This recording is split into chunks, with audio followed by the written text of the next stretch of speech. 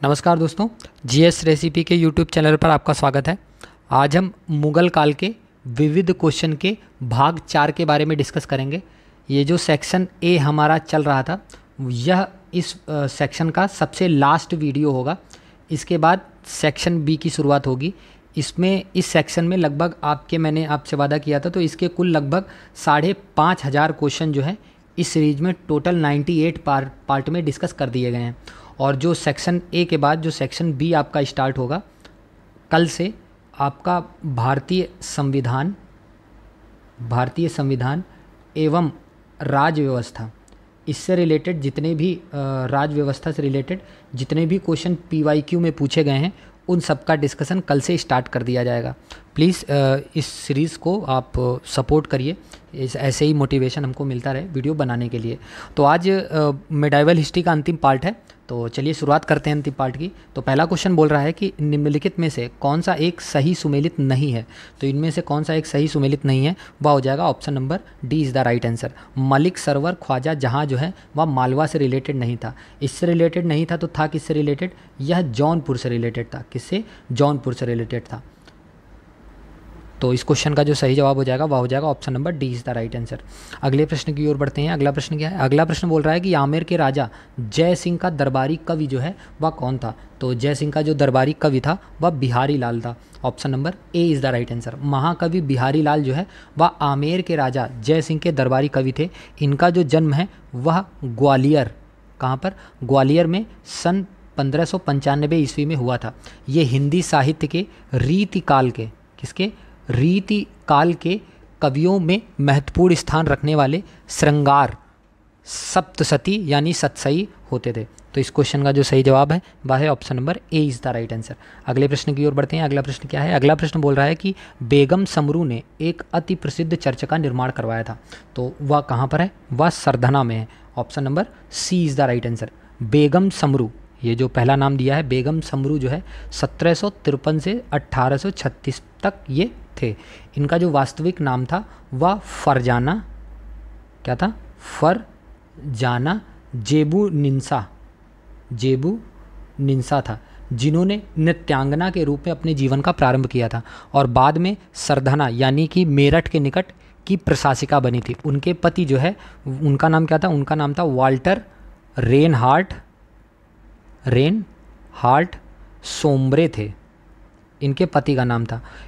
उनके द्वारा सरधना में निर्मित चर्च को Basilica of Our Lady of Grace के नाम से जाना जाता है। इनका जो देहावसान है वह 1836 में हो गया था। तो इस क्वेश्चन का जो सही जवाब है वह क्या है? वह है option number C is the right answer.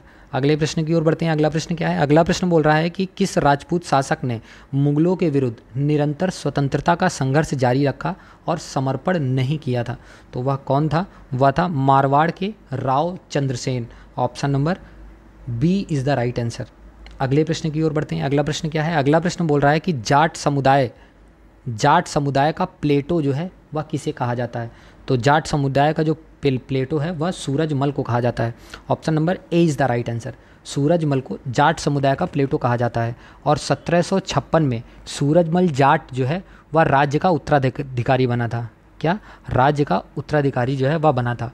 उसने इस जाट राज्य को चतुराई, सूक्ष्म बुद्धि तथा स्पष्ट दृष्टि दी थी और लोग इसको जाटों का अफलातून, किसको? जाटों का अफलातून के नाम से स्मरण करते हैं।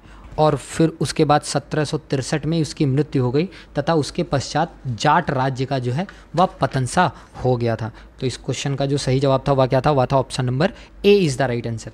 अगले प्रश्न की ओर बढ़ते हैं। अगला प्रश्न क्या है? अगला प्रश्न बोल रहा है कि 17वीं और आरंभिक 18वीं शताब्दी के निम्नलिखित जाट किसानों नेताओं के बारे में विचार कीजिए।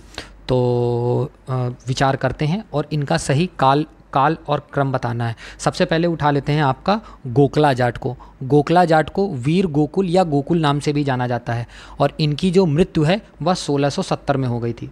कब हुई थी? 1670 में हो गई थी। और गोकुल जाट जो है वह 1660 से 1670 ईस्वी के दशक में तिलपत नामक क्षेत्र का प्रभावशाली जमींदार था और फिर उसके बाद आते हैं राजा राम जाट के ऊपर। इनका जो शासनकाल है 1670 से 1688 तक है और मुग़ल सम्राट औरंगजेब के खिलाफ विद्रोह करने वाले प्रथम जाट नेता थे। फिर उसके बाद आते हैं चूड़ामन जाट के ऊपर। ये जो है इनका शासनकाल जो है वह 1695 से 1721 ईस्वी तक माना जाता है और सिनसिनी के जमींदार चूड़ामन जाट जो है वो भटजा सिंह के पुत्र और राजा राम के छोटे भाई थे। फिर आते हैं बदन सिंह के ऊपर। बदन सिंह का जो शासनकाल है वो 1722 से लेके 1755 ईस्वी तक माना जाता है और बदन सिंह भरतपुर रियासत के संस्थापक तथा चूड़ामन के भतीजे थे। तो इसका जो सही जवाब हो जाएगा वह क्या हो जाएगा, वह हो जाएगा option number A is the right answer. Option number A is the right answer. अगले प्रश्न की ओर बढ़ते हैं। अगला प्रश्न क्या है? अगला प्रश्न बोल रहा है कि भारतीय इतिहास के संदर्भ में निम्नलिखित कथनों में से कौन सा एक कथन सही है। तो पहला कथन बोल रहा है कि हैदराबाद राज्य से आरकोट की निजामत का उदय हुआ था। क्या ये बात सही है? हाँ, ये बात बिल्कुल सही है। दूसरा कथन है विजयनगर साम्राज्य में से मैसूर राज्य का उदय हुआ था। ये भी बात सही है। फिर उसके बाद है रुहेलखंड राज्य का गठन अहमद शाह दुर्रानी द्वारा अधिकृत राज्य क्षेत्र में से हुआ था। ये बात सही है? नहीं, ये बात जो है वह गलत है। तो इस क्वेश्चन का सही जवाब हो जाएगा option number A is the right answer. ठीक है, अगले प्रश्न की ओर बढ़ते हैं। अगला प्रश्न क्या है? अगला प्रश्न बोल रहा है कि निम्नलिखित युग्मों में से कौन सही सुमेलित नहीं है। तो इनमें से कौन सा सही सुमेलित नहीं है, वह हो जाएगा option number C is the right answer. Baz Bahadur जो है, कौन? बाज बहादुर जो है वह मालवा का शासक था जिसने 1562 में अकबर के सेनापति अब्दुल्ला खां उजबेग ने हराकर मालवा को छीन लिया और बाद में बाज बहादुर को 400 मनसब देकर दिल्ली भेज दिया। फिर उसके बाद कौन है? उसके बाद है जरब खान ने सुल्तान मुजफ्फर शाह की उपाधि धारण कर गुजरात का शासन किया। सन 1411 ईस्वी में उसकी मृत्यु हुई। फिर उसके बाद आए यूसुफ आदिल शाह। यूसुफ आदिल शाह जो है वो बीजापुर का सुल्तान था जिसने आदिल शाही वंश की स्थापना की थी जो 1686 ईस्वी तक कायम रहा। जबकि अहमदनगर का संस्थापक जो है वह निजामुल मुल्क का पुत्र मलिक अहमद था जिसने निजाम शाही वंश की स्थापना की थी। शाहजहां ने 1633 ईस्वी में इसे मुग़ल साम्राज्य में मिला लिया और कुतुब शाह जो लास्ट नंबर पे जो है कुतुब शाह गोलकुंडा में कुतुब शाही वंश का संस्थापक था जिसे 1687 ईस्वी में औरंगजेब ने मुग़ल साम्राज्य में मिला लिया था। तो इस क्वेश्चन का जो सही जवाब है वह क्या था? वह था option number C is the right answer. अगले प्रश्न की ओर बढ़ते हैं। अगला प्रश्न क्या है? अगला प्रश्न बोल रहा है कि गोलकुंडा को वर्तमान में क्या कहा जाता है। तो गोलकुंडा को वर्तमान में हैदराबाद कहा जाता है। Option number A is the right answer. Golconda जो है वर्तमान में हैदरा यानी कि वर्तमान में यह तेलंगाना राज्य में स्थित है और गोलकुंडा राज्य की स्थापना जो है वह साम्राज्य के विभाजन के पश्चात कुली कुतुब शाह ने की थी और 1687 ईस्वी में औरंगजेब ने इसे मुग़ल राज्य में मिला लिया था और गोलकुंडा की खान से ही विश्व प्रसिद्ध जो कोहिनूर हीरा जो है वह यहीं से निकाला गया था। तो इस क्वेश्चन का जो सही जवाब है वह है option number A is the right answer. अगले प्रश्न की ओर बढ़ते हैं। अगला प्रश्न क्या है? अगला प्रश्न बोल रहा है कि एक तरफ दे रखा है निम्नलिखित युग्मों पर विचार कीजिए, एक तरफ दे रखा है मध्यकालीन भारतीय राज्य और उनका वर्तमान क्षेत्र दे रखा है। जो चंपक है वह मध्य भारत से रिलेटेड नहीं है। चंपक क्षेत्र जो है इस समय चंबा से रिलेटेड है। चंबा जो है की है हिमाचल प्रदेश में। दुर्गर जो है वह जम्मू से रिलेटेड है। बिल्कुल सही बात है, दूसरा कथन सही हो जाएगा, पहला कथन गलत हो जाएगा। जो कुलूत जो है वह मालाबार से रिलेटेड नहीं है, तो ये भी कथन गलत हो जाएगा। यह कुलूत जो है यह मालाबार से रिलेटेड ना होकर यह कुल्लू हिमाचल प्रदेश से रिलेटेड है।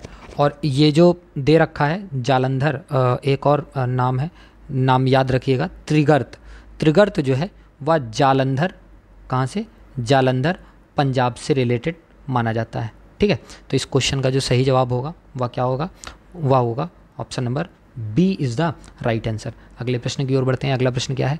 अगला प्रश्न बोल रहा है कि मुग़लों ने नौरोज का त्यौहार जो है वह कहाँ से लिया था। तो मुग़लों ने जो नौरोज का त्यौहार है वह पारसियों से लिया था। Option number A is the right answer. पारसियों के द्वारा मनाया जाने वाला नौरोज त्यौहार दिल्ली के बलबनी वंश के संस्थापक बलबन ने इसे उत्सव के रूप में मनाना शुरू किया था। बाद में मुग़ल सम्राट अकबर ने अपनी धर्म संसद में पारसी धर्म से प्रचलित अग्नि पूजा को सही ठहराया और अपने धर्म में दीन ए इलाही का एक अंग भी बनाया था। तो इस क्वेश्चन का जो सही जवाब था वह था option number A is the right answer.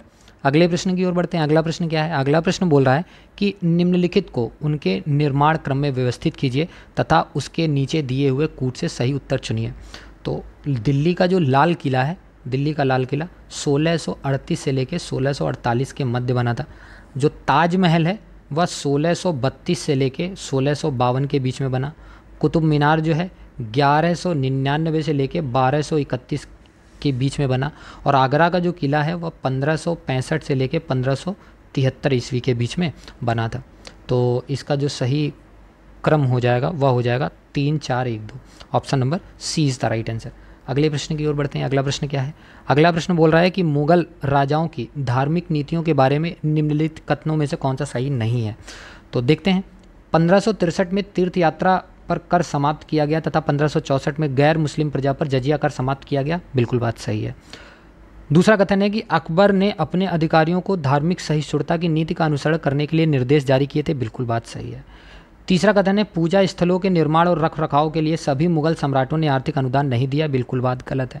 चौथा कथन है युद्ध के दौरान मंदिरों को हुए नुकसान की मरम्मत के लिए शाहजहां और औरंगजेब के शासन कालों में बहुत से मंदिरों को अनुदान दिया गया। बिल्कुल बात सही है इसका। तो इसमें से कौन सा कथन जो है वह सही नहीं हो जाएगा, वह हो जाएगा option number C is the right answer. अगले प्रश्न की ओर बढ़ते हैं। अगला प्रश्न क्या है? अगला प्रश्न आपको मिलान करना है। एक तरफ लेखक दे रखा है, दूसरी तरफ उनकी पुस्तक का नाम दे रखा है। हरमन कुल्ले जो हैं, हरमन कुल्ले ने द स्टेट इन इंडिया 1000 से 1700 ईस्वी के बीच में जो है वह लिखी थी। जो ब्रज दुलाल चट्टोपाध्याय जी जो हैं the making of early medieval India के लेखक हैं ये। तो ए का हो जाएगा 3, बी का हो जाएगा 4। और पीटर जैक्सन जो है द दिल्ही सल्तनत ए पॉलिटिकल एंड मिलिट्री हिस्ट्री जो है, एक हो जाएगा इसका। और सुनील कुमार जी ने एक पुस्तक लिखी थी जिसका नाम था द इमरजेंस ऑफ दिल्ही सल्तनत, मतलब इसका 2 हो जाएगा। तो इस क्वेश्चन का सही जवाब हो जाएगा 34-12। और 34-12 किस में है? वह है ऑप्शन नंबर बी में। Option number B is the right answer. अगले प्रश्न की ओर बढ़ते हैं। अगला प्रश्न क्या बोल रहा है? अगला प्रश्न बोल रहा है कि निम्नलिखित राजाओं में से किसने अकबर के पूर्व तानसेन को संरक्षण दिया था। तो वह कौन सा राजा था? वह राजा था भाटा का राजा Ramchandra Singh. Option number A is the right answer. अगले प्रश्न की ओर बढ़ते हैं। अगला प्रश्न क्या है? अगला प्रश्न बोल रहा है कि मियाँ तानसेन के संदर्भ में निम्नलिखित में से कौन सा कथन सही नहीं है, आपको बताना है। तो इसमें से कौन सा कथन सही नहीं है, वह हो जाएगा option number A is the right answer. Option number A is the right answer. अगले प्रश्न की ओर बढ़ते हैं। अगला प्रश्न क्या है? अगला प्रश्न बोल रहा है कि तानसेन जो है वो बैजू बावरा और गोपाल नायक जैसे संगीतज्ञों ने स्वामी हरिदास से प्रशिक्षण प्राप्त किया था। और स्वामी हरिदास के अनुयायियों ने कितने संगीत अर्चना केंद्र स्थापित किए थे। तो इसका जो सही जवाब हो जाएगा वह हो जाएगा 5 स्थापित किए थे। Option number A is the right answer. अगले प्रश्न की ओर बढ़ते हैं। अगला प्रश्न क्या है? अगला प्रश्न बोल रहा है कि निम्नलिखित में से किस संगीतज्ञ ने राजा मान सिंह तोमर और गुजरात के बहादुर शाह के राज दरबार में सेवा दी थी। तो वह आदमी कौन था? वह आदमी था Baiju Bawra. Option number A is the right answer. अगले प्रश्न की ओर बढ़ते हैं। अगला प्रश्न क्या बोल रहा है? अगला प्रश्न है कि निम्न में से कौन सा कथन सही नहीं है, आपको बताना है। तो इनमें से कौन सा कथन सही नहीं हो जाएगा, वह हो जाएगा कि मूल बाबरनामा फारसी में लिखा गया था। यह कथन सही नहीं है। Option number D is the right answer. Farsi में नहीं लिखा गया था, यह मूल जो है वह तुर्की में लिखा गया था।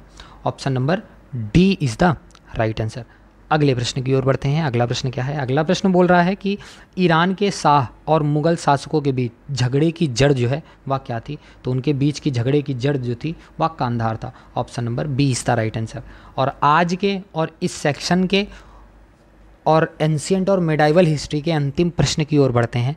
क्वेश्चन है कि निम्न कथनों में से कौन सा कथन सही है, आपको बताना है। पहला कथन है कल्हड़ का ग्रंथ राज तरंगड़ी संस्कृत में लिखा गया है। बिल्कुल बात सही है। दूसरा कथन है कि इब्न बतूता को दिल्ली का काजी नियुक्त किया गया था। बिल्कुल बात सही है। तीसरा कथन है कि अब्दुल हमीद लाहौरी का पातशाहनामा शाहजहां के शासन के बारे में है। बिल्कुल सही बात है। अमीर खुसरो सितार का आविष्कारक था। बिल्कुल सही बात है। हमीदा बानो बेगम ने हुमायूं नामा लिखा था। ये बात बिल्कुल गलत है। तो इस क्वेश्चन का जो सही जवाब हो जाएगा वह हो जाएगा 1 2 3 4 सही है, 5वां गलत है। Option number B is the right answer. तो ये जो सीरीज चल रही थी आपको कैसी लगी, प्लीज़ कमेंट सेक्शन में लिख के बताइए। इस वीडियो की अगर आपको पीडीएफ चाहिए तो डिस्क्रिप्शन में टेलीग्राम का लिंक दे रखा है, वहाँ पर जाकर इसकी पीडीएफ को आप डाउनलोड कर सकते हैं।